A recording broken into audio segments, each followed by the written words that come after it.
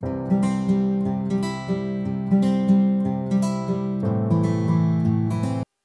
सिया राम बच्चों, मैं अजय प्रताप सिंह अपने YouTube चैनल JSRM स्टडीज में आप सभी का स्वागत करता हूं।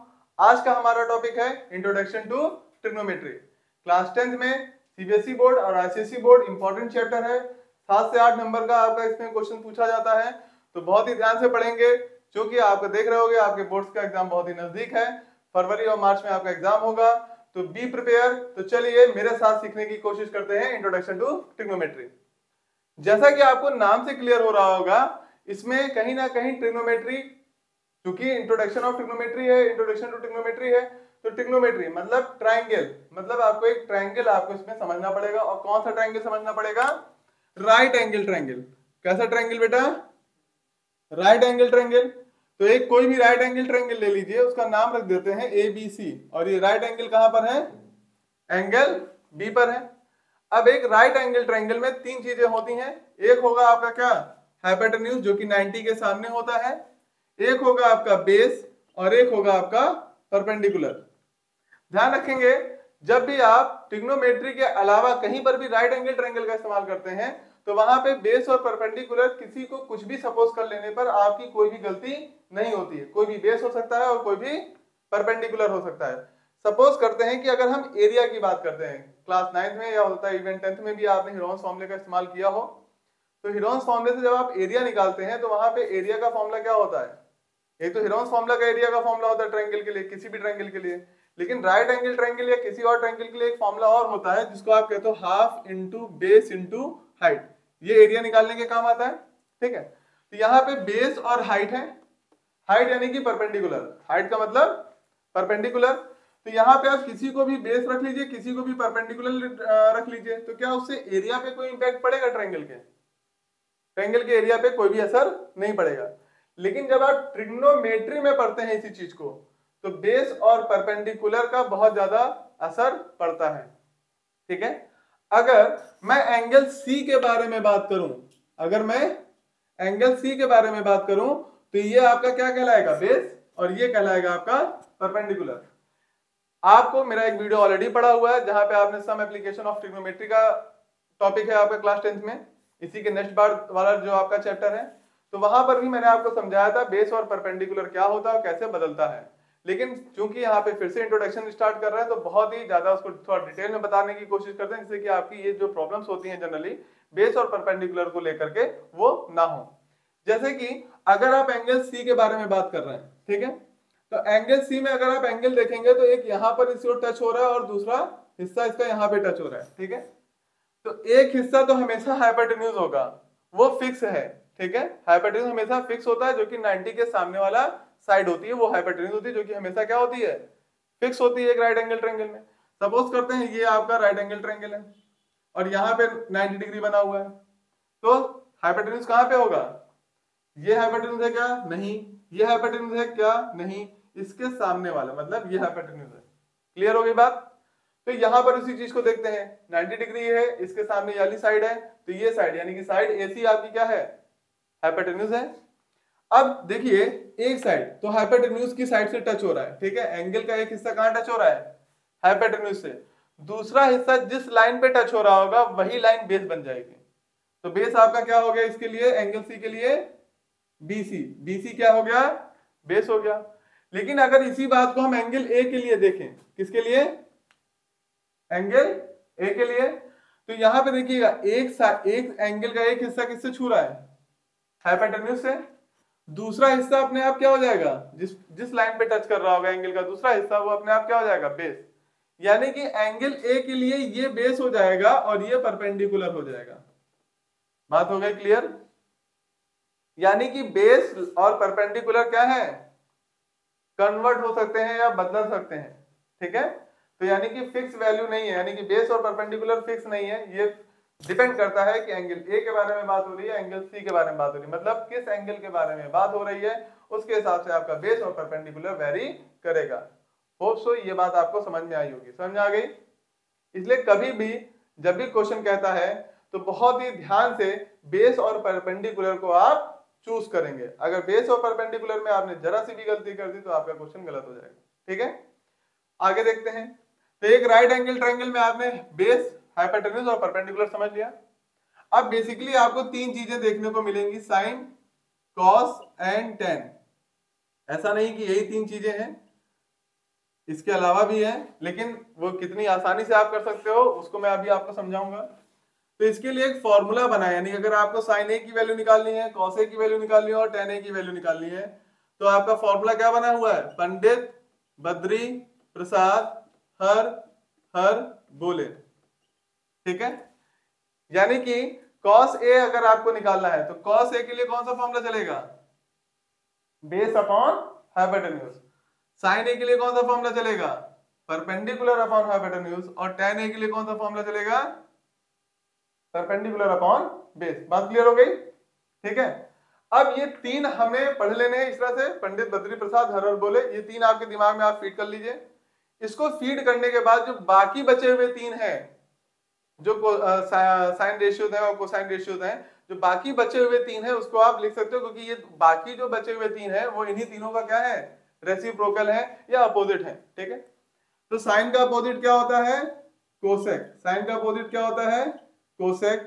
कॉस का अपोजिट क्या होता है, सेक। टेन का अपोजिट क्या होता है, कॉट। क्लियर हो गई बात? अपोजिट है तो जाहिर सी बात है ये सारे फॉर्मूले भी क्या हो जाएंगे, रेसिप्रोकल है। अगर ये तीनों का रेसिप्रोकल ये तीन है तो क्या हो जाएगा, फॉर्मूला भी रेसिप्रोकल हो जाएगा। यानी कि तब फॉर्मूला क्या बन जाएगा, सेक ए और कॉट ए के लिए और कोसेक के लिए देखिएगा क्या हो जाएगा, H H B upon P B P. तो ये रेसिप्रोकल हो गया कि नहीं हो गया? तो अगर आप तीन समझ गए तो बाकी तीन का फॉर्मूला याद हो गया कि नहीं हो गया? ठीक है, अब ध्यान रखते हैं, बच्चे कंफ्यूज बहुत ज्यादा होते हैं कि कौन किसका रेसिप्रोकल है। तो साइन की स्पेलिंग में जरा ध्यान से देखिएगा, क्या है, एस है। ठीक है, ये तीन तो आपको याद ही रखने हैं, sine cos tan, sine cos tan, sine cos tan, ये तीन याद रखने हैं। बाकी देखिएगा जो नेक्स्ट है वो क्या है, कोसेक, सेक और कॉट। तो कौन किसका अपोजिट है, बहुत ही सिंपल है, साइन एस से शुरू हो रहा तो इसका अपोजिट क्या होगा, सी, यानी कि कोसेक। कॉस किससे शुरू हो रहा है, सी से, इसका अपोजिट क्या होगा, एस, यानी कि सेक। और ये तो आपको बहुत ही सिंपल है, जो बचा है तो जाहिर बात है टेन का अपोजिट होगा। अदरवाइज भी अगर आप देखेंगे तो हो सकता है आप ये कंफ्यूज हो जाए कि साइन अपोजिट होता है सी, यानी कि सी दो होते हैं, एक कोसेक होगा और एक कॉट होगा। लेकिन ध्यान से देखेंगे तो कॉट और टेन दोनों में क्या है, टी है, दोनों में टी कॉमन है कि नहीं है, तो यानी कि टेन और कॉट एक दूसरे के अपोजिट होंगे। बात समझ में आ गई? ठीक है, तो यानी कि साइन कॉस टेन और उसके बाद कोसेक, सेक और कॉट, इन सबके फॉर्मूले आपके पास हो गए। पंडित बद्री प्रसाद हर हर बोले साइन कॉस टेन के लिए चलेगा, इसी का रेसिप्रोकल कर देंगे तो कोसेक, सेक और कॉट के लिए चलेगा। बात क्लियर हो गई? ठीक है, अब जो अगला टॉपिक आता है वो आता है हमें वैल्यूज याद रखने का, जो आपको 0, 30 डिग्री, 45 डिग्री, 60 डिग्री और 90 डिग्री, यानी कि ये 5 एंगल, चूंकि आप क्लास 10th में है, जब आप आगे जाएंगे तो उसके आगे भी वैल्यूज आपको याद करना पड़ेगा और उसके आगे भी वैल्यूज आएंगी। लेकिन अभी के लिए आपको ये 5 एंगल पर सभी की, यानी कि साइन कॉस टेन और कोसेक, सेक और कॉट, इन सभी की वैल्यू आपको क्या करनी है, 90 तक आपके दिमाग में एकदम फीड होनी चाहिए। चलिए, अगर नहीं फीड है तो फीड कैसे करेंगे इसको भी सीख लेते हैं। यहाँ पे हम लिख लेते हैं अपने एंगल्स को 0, यहाँ पे 30, 45, 60 एंड देन 90। ठीक है, अब आगे देखें, हमारे पास क्या क्या है, साइन, कॉस एंड टेन। आप कहोगे तीन और हैं, तो मैंने क्या बताया, तीन और है तो रेसिप्रोकल कर देंगे उन सबका, कोई दिक्कत ही नहीं। अगर आपको 3 की वैल्यू याद है तो बाकी 6 की वैल्यू आप अपने आप निकाल सकते हैं। तो साइन के लिए देखिए क्या करना है, 0 से लेके 90 तक आप 0 से लेके गिनती लिखना चालू कर दीजिए। कहां पे खत्म हुई, 4 पे, तो सभी को किससे, 4 से डिवाइड कर देंगे, सभी को लास्ट में 4 से डिवाइड कर देंगे और उसके बाद लगा देंगे अंडर रूट का साइन। बस इतना सा काम करना है। क्या काम करना है आपको, 0 से लेके 4 तक लिख लेना है, उसके बाद सभी को 4 से डिवाइड कर देना है और उसके बाद उस पर लगा देना है अंडर रूट का साइन। अब 0 अपॉन समथिंग हमेशा आंसर क्या देगा, 0 देगा। 1 अपॉन 4, 1 अपॉन 4 चूंकि अंडर रूट में है तो क्या हो जाएगा, 1 अपॉन 2। इसको अगर आप सॉल्व कर ले तो 1 अपॉन 2 हो जाएगा, यानी कि 1 का अंडर रूट 1 होता है और अंडर रूट 2 अब सॉल्व मत करने लगेगा 1.414, इस तरह से नहीं लिखा जाता है। तो आप खाली आपको क्या लिखना, 1/√2। इसी तरीके से ये क्या हो जाएगा, √3/2, और ये क्या हो जाएगा 4/4 क्या हो जाएगा 1, और 1 का अंडर रूट क्या होता है 1। ठीक है, तो साइन का 0 से लेकर 90 तक आपको वैल्यू हो गया पता, क्या याद करना पड़ा, नहीं, सिंपल आपको लॉजिक लगाना है, क्या 0 से लेकर 4 तक लिख लीजिए, उसके बाद सभी को 4 से डिवाइड कर दीजिए, उसके बाद अंडर रूट का साइन लगा दीजिए। ठीक है, उसके बाद कुछ नहीं करना है। इतना होने के बाद साइन तो बहुत ही इजी है, कॉस सॉरी, उसमें आप रिवर्स में लिखना शुरू कर दें, यानी कि जो पीछे है उसको पहले लिखें, तो क्या आ जाएगा 1, फिर √3/2, फिर इसको लिखेंगे तो ये तो बीच में आ रहा है तो ये एज इट इज रहेगा, फिर उसके बाद ये इधर चला जाएगा 1/2, और 0 आ जाएगा लास्ट में। आ गया, तो साइन की वैल्यू आपने लिख लिया।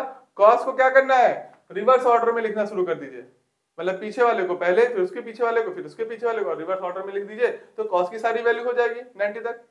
इसके बाद अगर आपको tan की वैल्यू निकालनी है तो चलिए एक फॉर्मूला भी होता है, क्या, tan A बराबर होता है sin A/cos A। अगर आप सोचते हैं ये कैसे फॉर्मूला बना, तो चलिए आपको ये भी दिखा देता हूं। ठीक है, तो अगर मैं देखूं sin A का फॉर्मूला क्या होता है, sin A का फॉर्मूला P/H, यहां पे लिख लेते हैं P/H whole upon, cos A का फॉर्मूला B/H, तो B/H, H से H कैंसिल हो गया, क्या बचा P/B, और P/B देखिए किसका है, tan का ही तो है, tan का ही तो है, यानी जो tan का फॉर्मूला है उसको आप क्या लिख सकते हो, sin A/cos A, यानी कि tan A की वैल्यू निकालनी है तो बस कुछ मत करिए, sin A/cos A, मतलब सभी को क्या कर दीजिए, डिवाइड कर दीजिए, तो 0/1 क्या हो जाएगा 0, 2 से 2 कट जाएगा तो क्या बचेगा 1/√3, ये तो सेम है तो क्या हो जाएगा 1, और ये क्या हो जाएगा 2 से 2 कट जाएगा, क्या बचेगा √3, नीचे 0 चला जाता है तो उसको हम क्या कहते हैं, नॉट डिफाइंड, इंफिनिटी या नॉट डिफाइंड। ठीक है, तो यहाँ पे आपको कई बार या तो ये वाला साइन मिलेगा इंफिनिटी का, या तो आपकी बुक्स में लिखा रहता है नॉट डिफाइंड। ठीक है, तो आपको साइन की वैल्यू, कॉस की वैल्यू, tan की वैल्यू, देखिए रटने की जरूरत नहीं है, याद करने की जरूरत नहीं है, कितना सिंपली तरीका था, इस सिंपल तरीके से आप साइन कॉस tan की वैल्यूज को याद रख सकते हैं। ठीक है, क्लियर हो गया। अब अगर बात की जाए बाकी तीन जो बचे हुए हैं, कोसेक, सेक और कॉट, तो क्या करना है, इसी तीनों का रेसिप्रोकल ही तो है, तो क्या वो लिखने की जरूरत है, याद हो जाएगा। क्लियर, यानी कि यहां तक आप थोड़ा सा बेस को और समझ गए, क्योंकि इसका बहुत ज्यादा यूज होगा आपको वैल्यूज में। अब बात करते हैं कुछ आइडेंटिटीज की और कुछ फॉर्मूले की और। तो अगर पूछा जाए कॉट ए का फॉर्मूला, बताइए कॉट ए का फॉर्मूला क्या होगा, कॉट ए का फॉर्मूला क्या होगा, फॉर्मूला पूछ रहा हूं बेटा, बोलिए। यानी कि अगर बोला जाए कॉट ए का फॉर्मूला तो क्या हो जाएगा, cos A/sin A, क्योंकि रेसिप्रोकल हो जाएगा।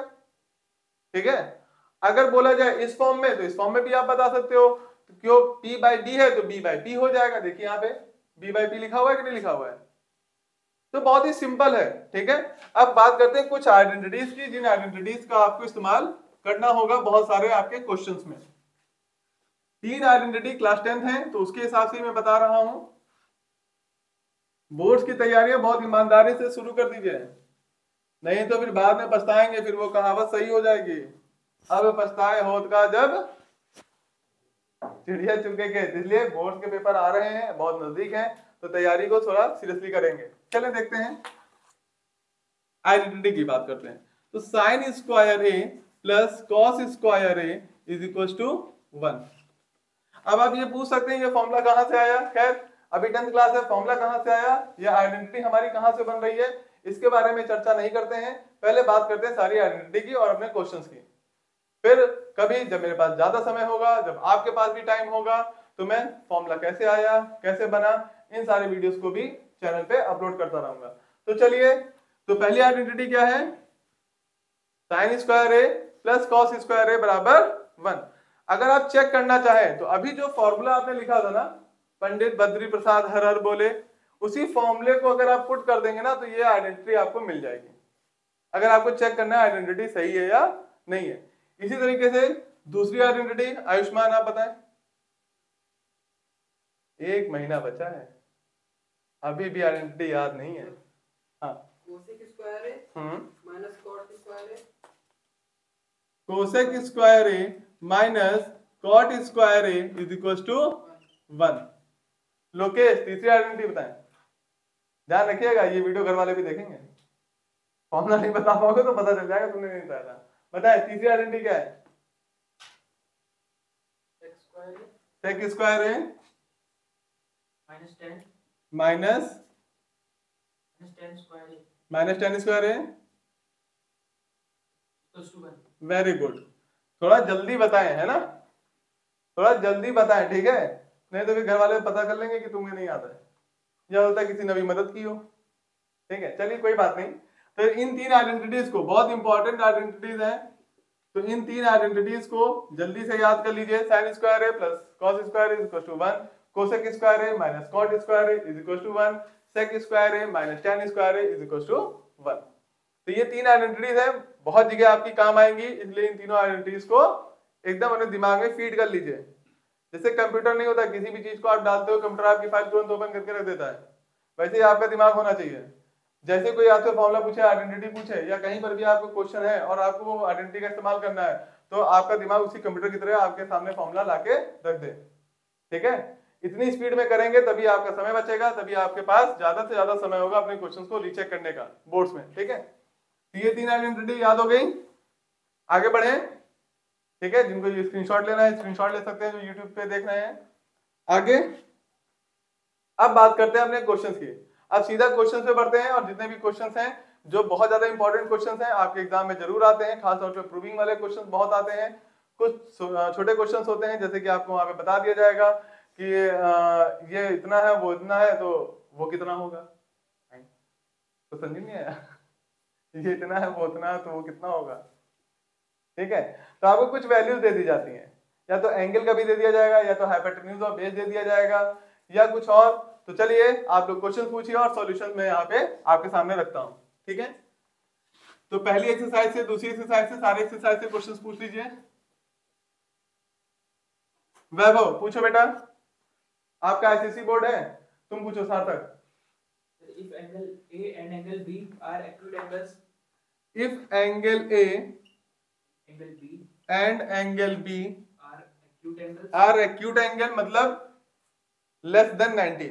एक्यूट एंगल की बात कर रहा है, यानी कि A और B क्या होंगे, 90 डिग्री से कम होंगे। आगे such that cos A is equal to cos B, और कह रहा है कंडीशन ये है कि cos A बराबर है cos B के, then show that angle A is equal to angle B।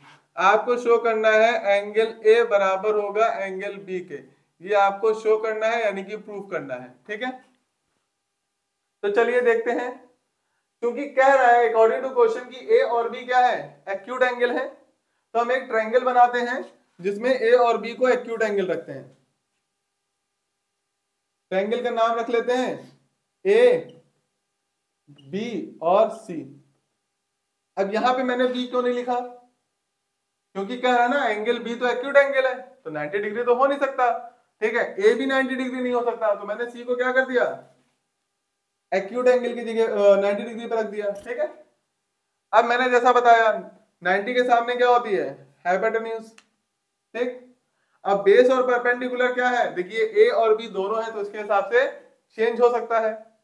तो अभी मैं बात करता हूं, मान लेते हैं cos A की बात कर रहा हूं। ठीक है, किसकी बात कर रहा हूं, cos A की। तो यहाँ पे ध्यान दीजिएगा, एक जो आपका हिस्सा है वो किससे छू रहा है, हाइपोटेन्यूज से, तो दूसरा हिस्सा अपने आप क्या हो जाएगा, बेस, और ये क्या हो जाएगा, परपेंडिकुलर। cos A की कंडीशन में बता रहा हूं, क्लियर। तो cos का फॉर्मूला क्या होता है, पंडित बद्री प्रसाद हरहर बोले से B/H, यानी कि बेस अपॉन हाइपोटेन्यूज। तो बेस हमारे पास क्या है, बेस क्या है AC अपॉन हाइपोटेन्यूज क्या है AB। अब हम बात करते हैं cos B की।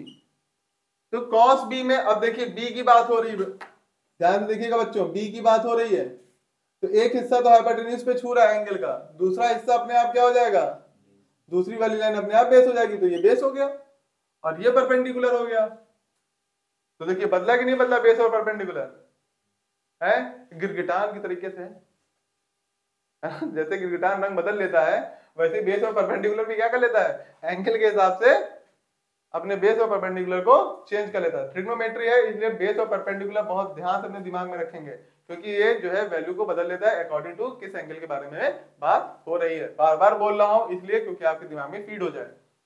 अब देखते हैं, अब हमारे पास बेस क्या है, BC अपॉन हाइपोटेन्यूज, तो अभी भी वही है AB।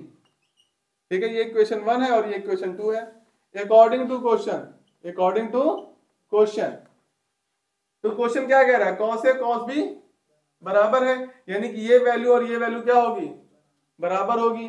तो AC अपॉन AB बराबर होगा BC अपॉन AB के, होगा कि नहीं होगा। तो AB से AB नीचे नीचे है ना, कैंसिल हो जाएगा, तो क्या बचा, AC बराबर BC, ये बचा कि नहीं बचा। यानी कि AC आपकी ये लाइन बराबर है किसके, BC के इस लाइन के, तो ये दोनों लाइन बराबर है। तो according to isosceles triangle property, अगर दो एंगल बराबर हैं तो उनके करस्पॉन्डिंग एंगल भी क्या होते हैं, यानी कि आप यहां क्या लिखेंगे, according to isosceles triangle property, sides बराबर है तो क्या होगा, एंगल A बराबर होगा एंगल B के, हेंस प्रूव्ड। यही आपको शो करना था, आपने शो कर दिया। क्लियर, तो इसका स्क्रीनशॉट ले लीजिए, रफ कर दूं, समझ में आ गया, ठीक है। फौजान बेटा बोलो,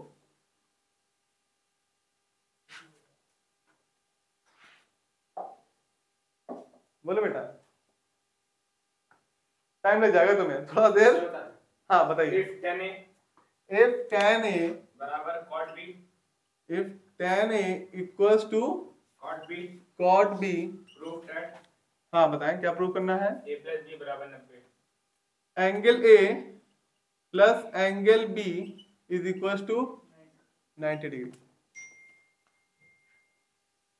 फिर से सुन लीजिएगा, क्वेश्चन क्या कह रहा है, tan A बराबर है cot B के, tan A किसके बराबर है, cot B के, तो angle A plus angle B का जो सम होगा 90 डिग्री होगा।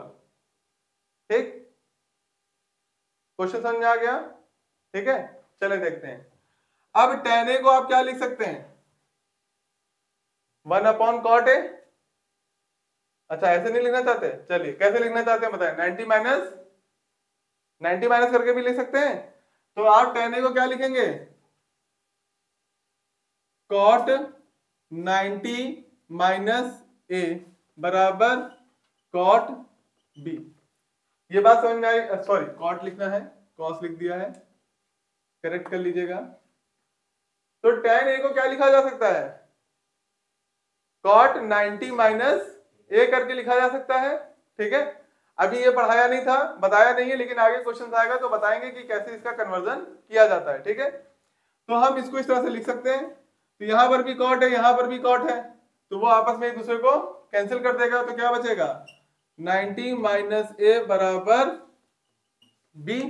A को उधर ले जाइए तो क्या हो जाएगा, A प्लस B, यहाँ पे हो गया 90। एक्चुअल में A B ही तो एंगल है ना, तो आप यहाँ पे चाहे तो एंगल का साइन लगा लें, तो angle A plus angle B बराबर 90 डिग्री, हेंस प्रूव्ड। फौजान समझाया बेटा, क्लियर, आप सबको भी क्लियर, रब कर दो, ठीक है। हाँ सार्थक पूछो बेटा,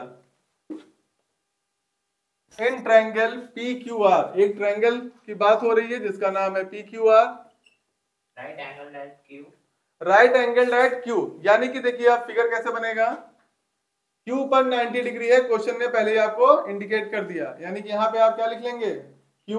अब कहीं पर भी P लिख दीजिए और कहीं पर भी R लिख दीजिए, आगे PR plus QR equal to 25 centimeter, PR plus QR is equal to 25 centimetre, PQ equal to 5 centimeter, PQ is equal to 5 centimeter, 5 centimetre, 5 centimetre. determine the value of sin P, cos P and tan P, sin P, cos P cos p और tan tan p, excuse me. तो आपको यहाँ पे P R plus Q R दे रखा है, यानी कि पी आर नहीं और ना ही क्यू आर, अलग अलग नहीं दे रखा है, दोनों का सम दे रखा है 25 सेंटीमीटर। और आपका पी क्यू कितना दे रखा है, पी क्यू यहाँ पे मैं लिख लेता हूँ क्योंकि ये अलग से है, तो ये 5 सेंटीमीटर हो गया। पी क्यू कितना हो गया, 5 सेंटीमीटर। बाकी दोनों साइड का सम दे रखा है कितना, 25 सेंटीमीटर। क्लियर हो गई बात। चलिए, इसके कई तरीके हैं क्वेश्चन को सॉल्व करने का, लेकिन अगर मैं इसको यहाँ पे x मान लेता हूं, किसको, QR को मैं अगर x मान लेता हूं तो ये कितना हो जाएगा, वेरी गुड, 25 माइनस x हो जाएगा। ठीक है, हमारा काम क्या है, x को सॉल्व करना कि x की वैल्यू हम तक पहुंच जाए। x की वैल्यू कैसे पहुंचेगी, पाइथागोरस थ्योरम से। किससे पहुंचेगी, पाइथागोरस थ्योरम से लगा लेते हैं। 25 माइनस x का होल स्क्वायर, यही हाइपोटेन्यूज है। ठीक है, तो हाइपोटेन्यूज का स्क्वायर बराबर किसके होगा, x का स्क्वायर प्लस 5 का स्क्वायर, बेस का स्क्वायर प्लस परपेंडिकुलर का स्क्वायर। पाइथागोरस थ्योरम यही कहती है। बाकी मेरा वीडियो बना हुआ है, आप चाहे तो वहां पर भी पाइथागोरस थ्योरम को देख सकते हैं और सीख सकते हैं। तो ये हो गया a माइनस बी का होल स्क्वायर, तो a स्क्वायर यानी कि 25 का स्क्वायर कितना हो जाएगा, 625 प्लस बी स्क्वायर यानी कि x स्क्वायर माइनस 2ab यानी कि कितना हो जाएगा 50x is equal to X square plus 25। यहाँ भी एक्स स्क्वायर है, यहाँ भी एक्स स्क्वायर, दोनों प्लस में है तो क्या हो जाएंगे, कैंसिल हो जाएंगे, क्योंकि इक्वल टू इधर है इधर है, तो दोनों प्लस में है तो कैंसिल हो जाएगा। अब यहाँ पे 25 को भेज दीजिए तो माइनस हो जाएगा, 600 में से कितना बचेगा, 625 में से 600, 50 को उधर ले जाएंगे तो प्लस हो जाएगा, तो कितना हो जाएगा 50x, तो x इज इक्वल टू कितना हो जाएगा 600 डिवाइडेड बाई 50, 0 से 0 कैंसिल हो गया और ये कितना आ गया 12, x आया आपका 12 यानी कि ये आ गया 12। तो 25 माइनस एक्स कर देंगे तो कितना हो जाएगा 13 सेंटीमीटर, यानी कि आपको हाइपोटेन्यूज भी पता चल गया, बेस भी पता चल गया और परपेंडिकुलर भी पता चल गया। लेकिन चूंकि आपको देखिए ध्यान से, आपको साइन पी, कॉस पी और टेन पी, अब मैं तीनों नहीं बताऊंगा, कोई एक बताता हूं, मैं कॉस को ले लेता हूं। ठीक है, ये अभी कॉस सॉल्व किया था, टेन को ले ले। ठीक है, तो चलिए टेन को ले लेते हैं। अब बात करते हैं बेस और परपेंडिकुलर। अब हमें ये अगला काम है ना, कौन सा बेस है कौन सा परपेंडिकुलर। ठीक है, तो चूंकि एंगल पी के बारे में बात हो रही है, तो इसका एक हिस्सा कहां चला गया, हाइपोटेन्यूज की साइड से जुड़ा हुआ है, दूसरा हिस्सा कहां जुड़ेगा, बेस से। तो ये बेस हो गया और ये परपेंडिकुलर हो गया। तो tan p क्या होता है formula, p upon b, perpendicular कितना है 12, देखिए परपेंडिकुलर आया 12 अपॉन बेस कितना है 5, तो यही आंसर हो गया। तो आपने tan निकाल लिया, तो cos और sin भी निकाल सकते ना, पंडित बद्री प्रसाद हर बोले फॉर्मूले से। ठीक है, तो चलिए स्क्रीनशॉट ले लीजिए, आप लोग को समझ में आ गया। ठीक है, और क्वेश्चन, तो चलिए और क्वेश्चन को पूछिए, और क्या है doubt. cos 45 upon sec 30 sec 30 plus cosec 30 plus cosec 30। अब इसकी वैल्यू आपको फाइंड आउट करनी होगी। अब दो तरीके हैं, sec और cosec का वैल्यू आपको याद हो या पता हो, या तो आप sec और cosec को क्या कर लीजिए, sec और cosec को sin और cos के फॉर्म में चेंज कर लीजिए। तो मैं चेंज करके फॉर्म में बता रहा हूं, इससे क्या होगा कि आपको कन्वर्जन भी आ जाएगा। ठीक है, तो ऊपर तो cos है, तो cos 45 की वैल्यू कितनी होती है 1 अपॉन रूट 2, तो cos 45 की वैल्यू 1 अपॉन रूट 2 ऐसे लिख लीजिए अपॉन। उसके बाद sec है, तो sec को आप क्या लिख सकते हैं, नैना क्या बताया था, sec किसका अपोजिट होता है, s से शुरू हो रहा है तो किसका अपोजिट होगा, वेरी गुड, तो ये किसका अपोजिट है cos, तो ये हो जाएगा cos 30 प्लस cosec किससे शुरू हो रहा है 1 अपॉन साइन, वेरी गुड, यानी कि साइन का अपोजिट है। ठीक, next step 1 upon root 2, 1 upon cos 30 की वैल्यू रूट 3/2, लेकिन 1 अपॉन है। ठीक है, यानी कि ऐसे, अच्छा चलिए मैं लिख लेता हूं 3/√3/2 प्लस 1 अपॉन साइन की 30 की वैल्यू 1 अपॉन 2। क्लियर, sin 30 की वैल्यू 1/2। अब नेक्स्ट स्टेप 1/√2 होल अपॉन, उसके बाद देखिए ये 2 कहां चला जाएगा ऊपर, और ये 2 भी कहां चला जाएगा ऊपर, यानी कि 2/√3 प्लस 2/1। 1 को लिखने की जरूरत है क्या? लिखना चाहे लिखिए, नहीं लिखना चाहते मत लिखिए। ये हो गया। फर्दर 1/√2 होल अपॉन, यहाँ पे एलसीएम ले लीजिए, एलसीएम कितना आ जाएगा √3, ऊपर तो एज इट इज रहेगा, और यहाँ पे क्या हो जाएगा 2√3। क्लियर?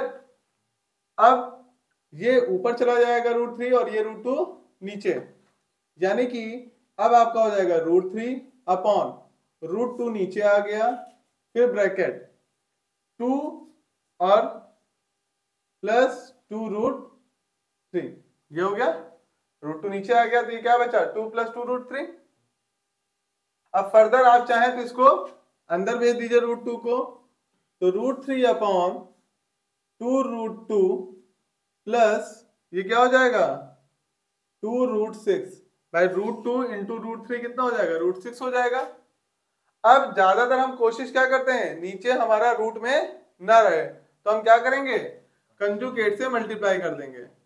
√3 2√2 प्लस 2√6, इसका कंजुगेट क्या हो जाएगा 2√2 माइनस 2√6। एक्सक्यूज मी, थोड़ा सा सही कर लेते हैं। 2√6 अपॉन 2√2 माइनस 2√6। अब इसको इससे मल्टीप्लाई करिए तो कितना हो जाएगा 2√6 माइनस ये कितना हो जाएगा 2√18 whole upon a plus B a minus B, यानी कि a² माइनस b², ये हो जाएगा। ठीक है, तो 2√6 माइनस 18 को आप क्या लिख सकते हो, अगर आप देखें तो यहां से आपका क्या 3 एक बार और बाहर आ जाएगा, क्योंकि 18 क्या होगा 2 इंटू 3 इंटू 3। ठीक है, 2 इंटू 3 6, 6 इंटू 3 18, यानी कि एक बार 3 और बाहर आ जाएगा। 3 इंटू 2 कितना हो जाएगा 6, और यहाँ पे क्या बचेगा √2 अपॉन 2 का स्क्वायर 4, 4 इंटू √2 का स्क्वायर खाली 2 बचेगा, तो 4 इंटू 2 8 माइनस ये कितना हो जाएगा 2 का स्क्वायर 4, 4 इंटू 6 कितना हो जाएगा 24। फर्दर 2√6 माइनस 6√2 अपॉन, इन दोनों को सॉल्व करेंगे तो क्या आ जाएगा माइनस का 16। अगर आप चाहें तो यहां से 2 को कॉमन ले सकते हैं, तो 2 कॉमन आ जाएगा, तो क्या बचेगा √6 माइनस 3√2 अपॉन माइनस का 16, 2 से कैंसिल हो जाएगा 8। अब माइनस चाहे तो आप ऊपर भेज दीजिए, तो फाइनल आंसर आपका आ जाएगा plus 3√2 minus √6 upon 8। This is your answer. देख लीजिए, चेक कर लीजिए। ठीक है, तो देखने में छोटे लगे घाव करें गंभीर, देखने में बहुत छोटा सा क्वेश्चन लग रहा था, लेकिन अगर आप देखेंगे तो आंसर क्या है बहुत ज्यादा मेहनत करने के बाद आया। ठीक है, अब यहाँ पे देखिए गलतियां क्या होंगी, वैल्यूज आपको याद रहती हैं, गलतियां क्या होती है जल्दबाजी में जब आप इसको सॉल्व करने की कोशिश करते हो, सोचते हो 1 या 2 स्टेप में सॉल्व हो जाए, तो जल्दबाजी में सॉल्व करने की कोशिश मत करिएगा। आराम से लिखिए, जैसा मैंने लिखा हुआ है तो आराम से लिखिए, उसके बाद सॉल्व करिए। हाँ, ये चीज थोड़ा और छोटी हो सकती थी, 1-2 स्टेप और कम हो सकते थे। कैसे कम हो सकते थे, अगर आप डायरेक्ट सेक 30 और कोसेक 30 की वैल्यू रखते तो, लेकिन चूंकि मुझे आपको बताना था थोड़ा सा कन्वर्जन, तो मैंने सोचा इसी क्वेश्चन में बता देता हूं, इसलिए मैंने ऐसा कर लिया। क्लियर है, समझ आ गई बात? तो चलिए आगे बढ़ते हैं और भी क्वेश्चंस की तरफ। आयुष्मान पूछो बेटा। अच्छा छोड़ो, वैभव तुम्हारा नंबर नहीं आ रहा है, बताइए। 1 plus cot a plus tan a, क्या ब्रैकेट में, ये पूरा ब्रैकेट में, ओके। दूसरे ब्रैकेट में sin a minus cos a, फिर ब्रैकेट बंद, okay, is equals to sec A upon cosec square A minus cosec A upon sec square A. तो यहाँ पर भी हमें एक क्वेश्चन दिया हुआ है, यहाँ पर भी हमें प्रूव करना है यानी कि शो करना है। तो लेफ्ट हैंड साइड को लेके चलेंगे और राइट हैंड साइड के बराबर प्रूफ कर देंगे, ठीक है। तो यहाँ पे क्या करेंगे, साइन ए को लेंगे और इस ब्रैकेट से मल्टीप्लाई कर देंगे। जब भी हम ब्रैकेट के अंदर मल्टीप्लाई करते हैं तो ब्रैकेट के अंदर जितने भी टर्म्स होते हैं हम सभी से मल्टीप्लाई करते हैं, ठीक है। तो साइन ए को 1 से मल्टीप्लाई करेंगे तो क्या हो जाएगा, यहां लिख लेंगे क्या, लेफ्ट हैंड साइड, क्योंकि हम लेफ्ट हैंड साइड को सॉल्व कर रहे हैं, ठीक है। तो sine A further sine A cot A से मल्टीप्लाई होगा तो क्या हो जाएगा, sine A into cot A plus sine A into tan A. अब क्या करेंगे, माइनस कॉस को लेंगे और माइनस कॉस को ले रहे हैं, यानी कि यहां पे जब मल्टीप्लाई करेंगे तो सारे साइन क्या हो जाएंगे, माइनस के हो जाएंगे। तो minus cos A minus cos A into cot A minus cos A into tan A. बात हो गई क्लियर। लेकिन आपको यहां पे लग रहा होगा, देखिए दो चीजें चल रही हैं, साइन चल रहा है और कॉट चल रहा है, या साइन चल रहा है या कॉस चल रहा है और कॉट चल रहा है। तो हम कॉट को और टेन को क्या करें, साइन और कॉस के फॉर्मूले में लिख लें। जैसा मैंने आपको अभी बताया था, कॉट क्या होता है, कॉस ए अपॉन साइन ए, और टेन क्या होता है, साइन अपॉन कॉस। तो बस उसी का इस्तेमाल करेंगे। तो sine A plus sine A, cot को क्या लिख सकते हैं, cos A upon sine A plus sine A into, अब टेन ए को क्या लिखेंगे, sign A upon cos A minus cos A minus cos A into cos A upon sine A minus cos A into sine A upon cos ए। अब ध्यान रखिएगा, यहां पे आपने जो भी आइडेंटिटी का इस्तेमाल किया है या जिस भी फॉर्मूले का इस्तेमाल किया है, आप यहां पे कर्ली ब्रैकेट बना के वहां पे लिख देंगे, since tan a is equal to sine A upon cos A, और उसी तरीके से आप क्या लिख देंगे, cot a is equal to cos A upon sine A, ताकि एग्जामिनर को ये पता चलता रहे कि आपने इस स्टेप में किया क्या है, ठीक है। एक्चुअल में अगर आप देखेंगे तो आईसीएसई बोर्ड हो चाहे सीबीएसई बोर्ड हो चाहे यूपी बोर्ड हो, आपके जो स्टेप्स होते हैं उसकी मार्किंग होती है, हर एक स्टेप को आपको मार्क्स मिलते हैं, ठीक है। तो आपके स्टेप में ऐसा ना हो कि आप ये छोड़ दें, क्योंकि स्टेप का अगर मार्क मिल रहा है तो स्टेप भी आपने क्या पूरा किया है वो आपको दिखाना बहुत जरूरी होता है, ठीक है। फर्दर यहां से देखिए, साइन से साइन कैंसिल हो गया और कहीं कुछ कैंसिल हो रहा है, कॉस से कॉस कैंसिल हो गया, तो क्या क्या बचा आपके पास, अब साइन ए, यहां क्या बचा, प्लस कॉस ए प्लस साइन स्क्वायर ए बन चुका है वो, upon cos A minus cos A minus cos square A upon sine A minus sine ए। यहाँ माइनस साइन है, यहाँ प्लस साइन है, क्या हो जाएगा, कैंसिल। यहाँ पे कॉस ए माइनस में है, यहाँ प्लस में है, ये भी कैंसिल, ठीक है। तो आपके पास क्या बचा, साइन स्क्वायर ए अपॉन कॉस ए। तो कॉस अपॉन में ऑलरेडी है, तो कॉस किसका अपोजिट होता है, सेक का, तो क्या हो जाएगा, सेक ए। और साइन किसका अपोजिट होता है, कोसेक का, तो 1 अपॉन कोसेक ए, यानी कि क्या हो जाएगा, कोसेक स्क्वायर ए, क्योंकि यहाँ पे स्क्वायर लगा हुआ है। तो अपोजिट करेंगे तो साइन का अपोजिट क्या नीचे चला जाएगा, यानी कोसेक नीचे आ जाएगा। अब कॉस का क्या हो जाएगा, ऊपर आ जाएगा अपोजिट, क्योंकि 1 अपॉन करके होता है, रेसिप्रोकल होता है। वही चीज यहाँ पे कर लेंगे, तो माइनस साइन किसका हो जाएगा, सेक ए, सॉरी साइन किसका होता है, कोसेक का, तो कोसेक ए अपॉन कॉस किसका होता है, तो ये हो जाएगा सेक square A.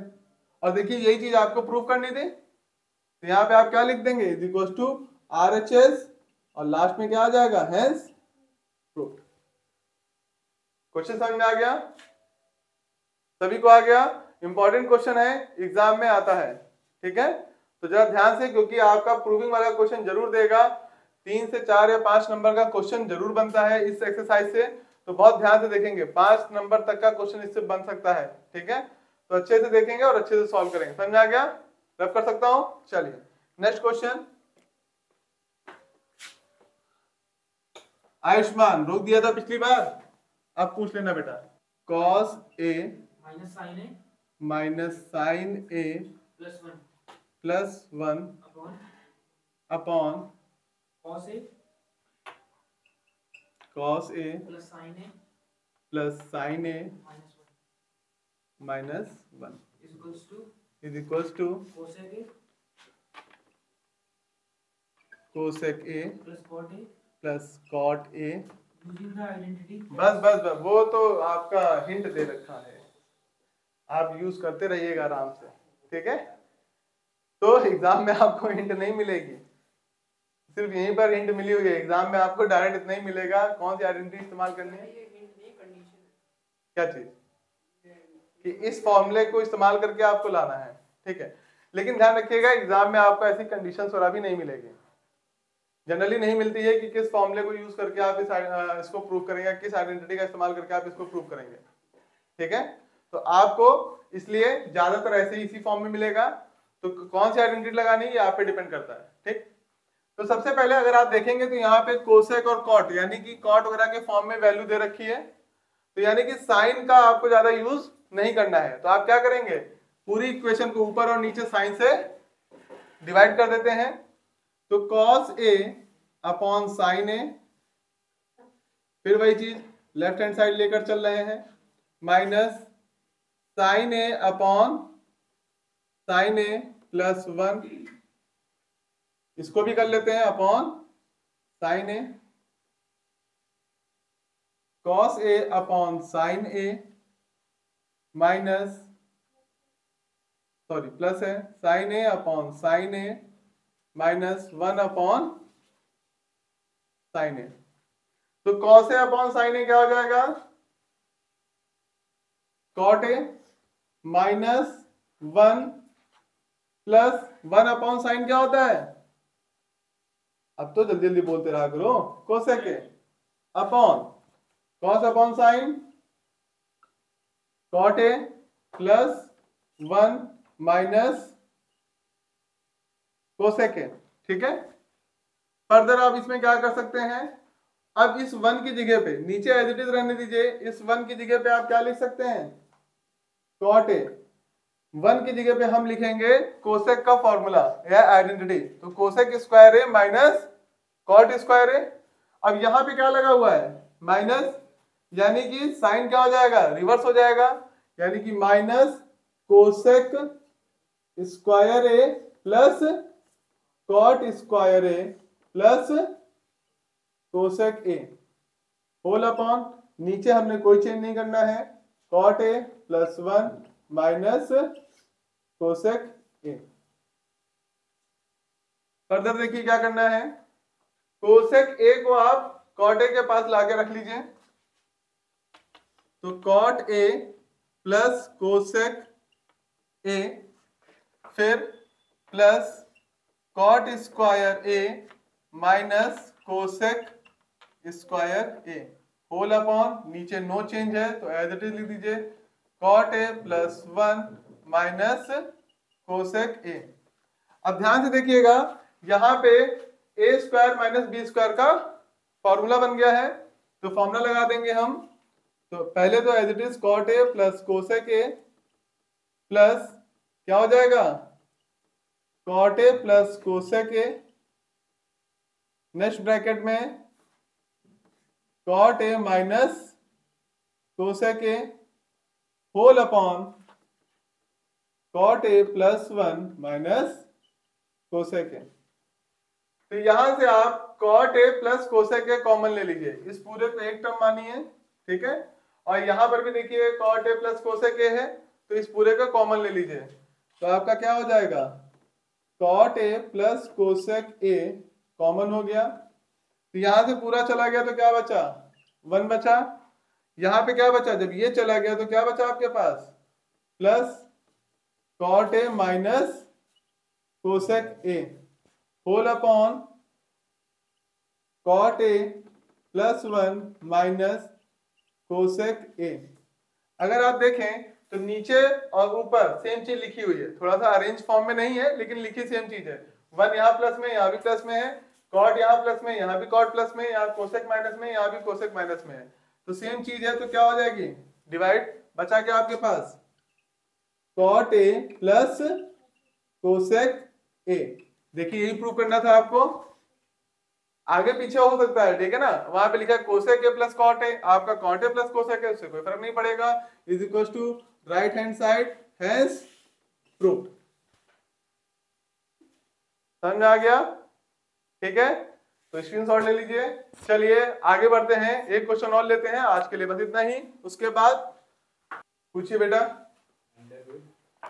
Under root 1 minus cos A upon 1 plus cos ए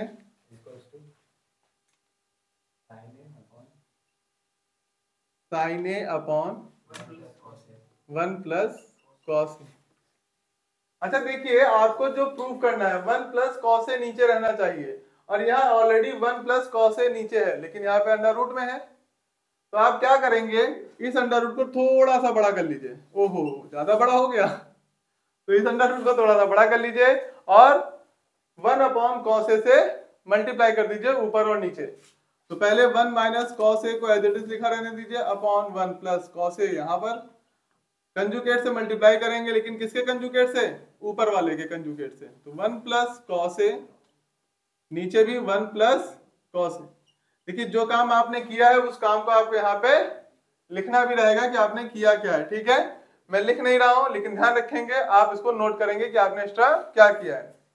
तो यहाँ पर देखें क्या हो गया, ये चीज क्या हो गई, 2 बार आ गई नीचे वाली, तो 1 प्लस कॉस ए का होल स्क्वायर, और यहाँ पे देखिए क्या हो गया, a minus B A plus B, यानी कि 1 का स्क्वायर माइनस कॉस का स्क्वायर।